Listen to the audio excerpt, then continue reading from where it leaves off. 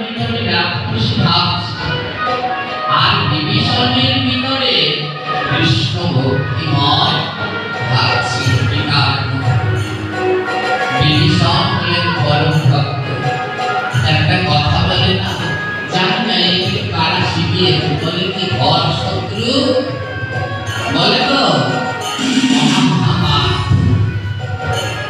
বিভীষণ ঘরের শত্রু নয়, বলে রামকে ত্যাগ করে চলে গেল শত্রুর জায়গায়, বলে ও ঘর মিত্র। কারণ সে বুঝতে পেরেছিল জগতে রাম ছাড়া আর কোনো গতি নাই। এই বিভীষণ পরম ভক্ত, আর রাবণ সেও না পরম ভক্ত ছিল না।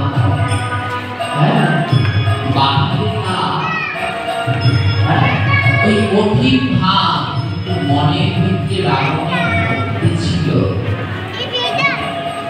প্রতিনিয়ত রাম রাম রাম কান্না করতে। ভগবানকে দুই ভাবে পাওয়া যায়, এক ভক্তি দিয়ে আর এক অসুর স্বভাব দিয়ে। ভক্তি দিয়ে ভগবানকে পেলে ভগবান প্রেমকে উদ্ধার করে, আর অসুর স্বভাব দিয়ে পেতে গেলে ভগবান এসে তাকে নিজের হাতে দমন করে। রামনাথের খারাপ কেউ না, বৈকুণ্ঠের দাঁড়ি ছিলেন জয় আর বিজয়। যারা অভিশপ্ত হলেন সনৎ কুমারের তারা চার যুগে অসুর ভাব হল।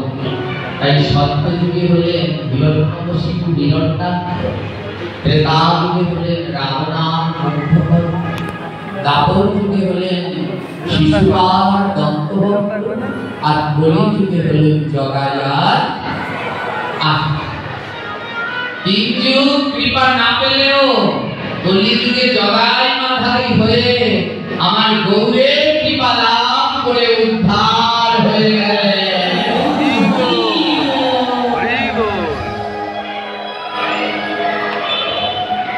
বিভীষণ প্রতিদিন রামচন্দ্র জন্মানোর 60,000 বছর আগে রামায়ণ রচনা করেছে। বিভীষণ প্রতিদিন ওই রামচন্দ্রের শ্রী বিগ্রহ করে ওর সামনে বসে কাঁদে, কেঁদে কেঁদে ভগবানের কাছে প্রার্থনা করে, প্রভু এই সোনার লঙ্কায় নেই এমন কিছু নেই, এই সোনার লঙ্কায় সব আছে। লঙ্কা এত ধনী ছিল, তার মাটিটাও সোনা দিয়ে বাঁধানো ছিল।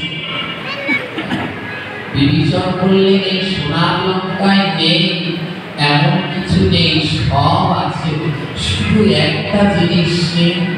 জানো প্রভু, এই সোনার লঙ্কায় কোনো কৃষ্ণ ভক্ত নেই। যেখানে সব আছে কিন্তু কৃষ্ণ ভক্ত যদি না থাকে তাহলে সেখানে সব কিছুই বৃথা। তাই বিভীষণ প্রতিদিন রামচন্দ্রের কাছে